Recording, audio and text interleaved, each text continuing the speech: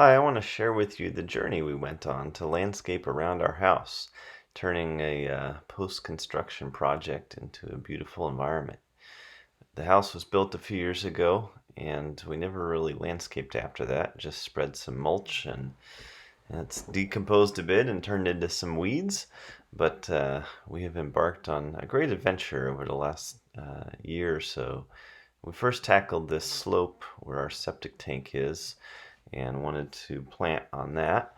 So we decided to add some more mulch to it. So we rented a chipper and converted some trees into some mulch, spread that, and then planted some potentilla and juniper and lithidora. And then this is a driveway back to our garage, lined that with some logs to kind of finish that off. And in the foreground, you see the slope where our patio will eventually be. So we need to turn this slope into a mostly level place for a patio. So now I'll walk you through some pictures of that. I used SketchUp to design the retaining wall and the vegetation and gave that to an engineer. We had to have an engineer drawing to give to the county because it was tall enough that needed a permit. And so I rented this excavator to dig out the footing for the boulders. These are real big boulders that we'd have to place, and had to dig a foot deep footing. That right there you see is like 6 or 7 feet deep. It's a very substantial excavation project. It was a lot more work than I thought it would be. I thought it might take a few weekends. It took a few months of many weeknights and weekends. So we set some gravel in and rented a big 18,000 pound excavator and a compactor to start putting the boulders in. These biggest boulders here you see right there are, some of them weigh like 3 or 4,000 pounds. I have my brother there helping me out. Thanks, Tom. And followed the engineering drawings of the different materials we had to use. Even those small boulders on the end, those are 400 or 500 pounds. So some heavy stuff. You notice the boulders are oriented so their narrow end is facing out. They go deep into the hill, which gives a lot of stability. That big excavator there was pretty expensive, so I swapped it out for a 12,000 pound excavator, which is the smaller one you see here. You can see we had the rocks just sort of dumped in an area we could pick from, so I'd use the thumb of the excavator to grab the rock I want and set it in place. I'd take pictures like these of the spot where I needed a rock, and I'd go walk over and stare at my phone for a while and figure out, okay, which rock works, and set it in place.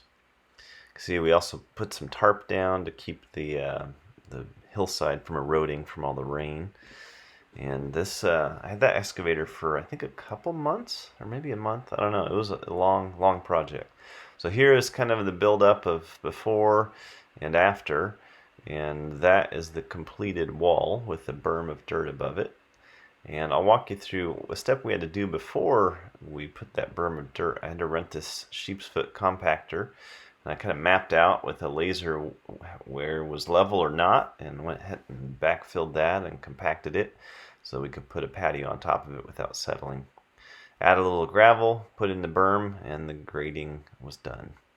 Then it was time to plant. This was November time frame last year, and put some viburnum, some tecrium, fruticans in, a few boxwood, a few other things.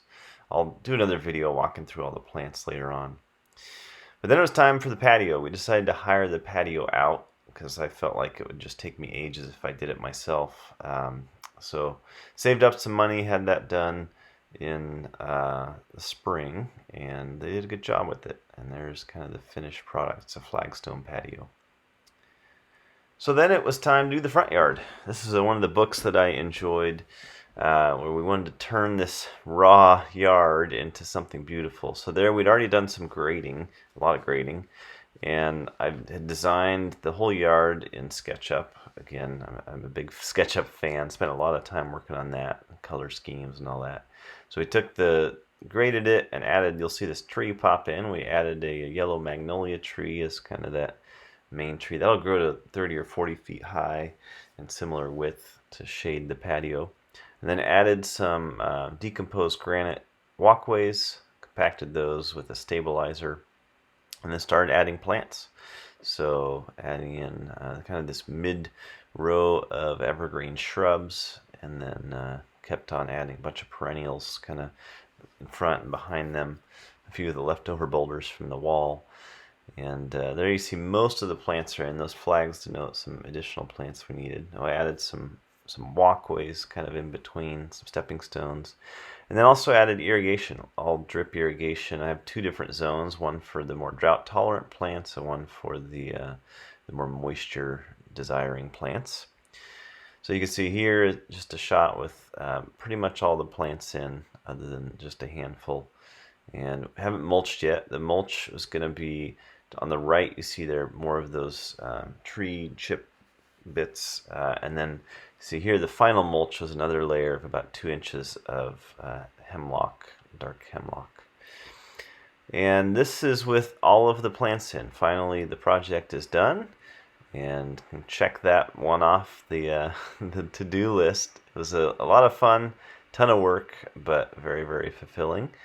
And I think it'll be really beautiful, and it'll probably take 3 or 4 years for most things to really fill out.